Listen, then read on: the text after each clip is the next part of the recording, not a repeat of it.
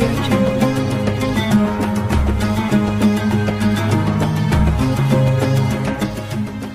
085271 sekian-sekian. Assalamualaikum Buya. Waalaikumsalam warahmatullahi wabarakatuh. Buya, bagaimana tuntunan iktikaf yang benar menurut Nabi SAW? Jazakallahu khair Buya. Sehat selalu Buya. Amin. Berbicara masalah iktikaf, para ulama berbeda pendapat. Yang paling mudah, syarat-syarat iktikaf yang paling mudah adalah menurut Imam Syafi'i. Imam Syafi'i itu ketika membahas masalah iktikaf, jadi boleh iktikaf itu walaupun hanya sebentar saja. Pokoknya dia duduk sebentar, terus dia berdiri lagi, itu sudah namanya iktikaf. Boleh dinaikkan iktikaf. Ini menurut Imam Syafi'i. Menurut Imam Syafi'i. Jadi bahkan ada pendapat yang lebih ringan lagi, orang lewat saja. Lewat pintu masjid sini ke pintu masjid ini. Ketika dia masuk masjid, dia niat iktikaf, jalan, terus keluar dari pintu sebelah sana. Itu sudah disebut dengan iktikaf. Nah, jadi itu makna iktikaf. Jadi menurut atau syarat-syaratnya menurut Imam Syafi'i. Tetapi berbeda dengan Imam Malik. Ya. Imam Malik atau imam selain mazhab Syafi'i, mereka ada yang mewajibkan iktikaf itu harus berpuasa, wajib. Kalau mazhab Syafi'i, iktikaf tidak wajib puasa. Nah, jadi mazhab yang lain, iktikaf itu syarat di antara syarat iktikaf wajib berpuasa. Dan ada lagi yang mensyaratkan minimal 3 hari iktikaf itu. Atau ada yang mensyaratkan minimal 1 hari 1 malam. Jadi tak ada iktikaf setengah jam duduk di masjid. Iktikaf itu bukan iktikaf. Yang kau cuma duduk aja sebentar, dapat pahala.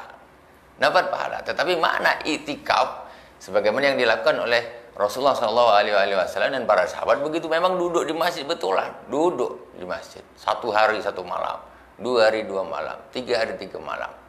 Nah, ini jadi ini iktikaf yang istilahnya yang afdal begitu. Karena kita menyikapi perbedaan pendapat. Kalau Imam Syafi'i mengambil makna iktikaf ini pokoknya berdiam di masjid, tidak dibatasi waktu. Sementara semacam Imam Malik, beliau melihat apa yang dilakukan oleh Rasulullah dan para sahabat terdahulu. Berarti dijadikan catatan, orang iktikaf itu wajib berpuasa. Tidak ada ceritanya iktikaf tidak puasa, syarat itu. Itu sebagian mazhab. Jadi kalau kita nak iktikaf yang afdal begitu. Kalau kita hanya sekedar iktikaf, umpamanya contoh sholat maghrib. Habis sholat maghrib masuk niat iktikaf. Terus kita assalamualaikum warahmatullahi, assalamualaikum warahmatullahi, doa sedikit, dah selesai balik, dah iktikaf tadi. Nah, itu sebetulnya kalau menurut Imam Malik belum iktikaf namanya itu. Nah, iktikaf itu sebagian bahkan mensyaratkan 3 hari 3 malam. Jadi tak boleh balik, tidak boleh keluar masjid kecuali kebutuhan yang darurat. Ya, darurat baru boleh keluar dari masjid. Itu perlu dicoba. Perlu dicoba. Kalau iktikaf kita sekedar duduk 1,5 jam 15 menit, ya kita bisa. Siapapun bisa. Tapi cobalah iktikaf sebagaimana yang dilakukan oleh Rasulullah, para sahabat, orang-orang soleh. Memang betul-betul mereka duduk di masjid full ibadah. Habis sholat duduk berzikir, habis berzikir baca Al-Quran, habis baca Al-Quran tafakkur, habis itu majlis ilmu, putar terus.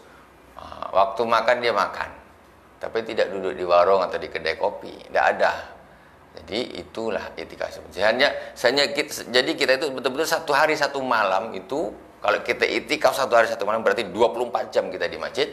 Keluar kecuali hajat, betul, buang hajat apa wudhu masuk lagi, buang hajat wudhu masuk lagi. Jadi memang betul-betul dari ibadah ke ibadah, dari ibadah ke ibadah, terus tidak ada berhentinya. Itu iktikaf yang paling afdal. Ya, terlepas daripada perbedaan pendapat, ya, kalau kita yang afdal itu yang kita lakukan. Wallahu a'lam. Dari 085264 sekian-sekian. Assalamualaikum Buya. Waalaikumsalam warahmatullahi wabarakatuh. Buya, apa saja tanda-tanda puasa yang diterima oleh Allah SWT?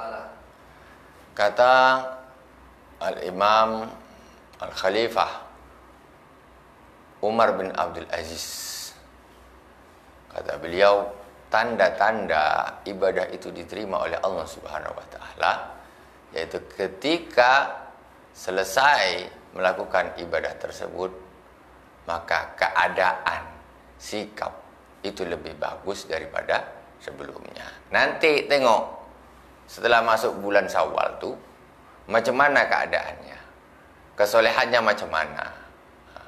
Kalau dia memang, oh Masya Allah, sekarang tambah rajin ke masjid, sekarang tambah rajin baca Quran, sekarang tambah rajin taklim, sekarang tambah dermawan, sedekah, itu berarti puasanya diterima oleh Allah Subhanahu wa taala.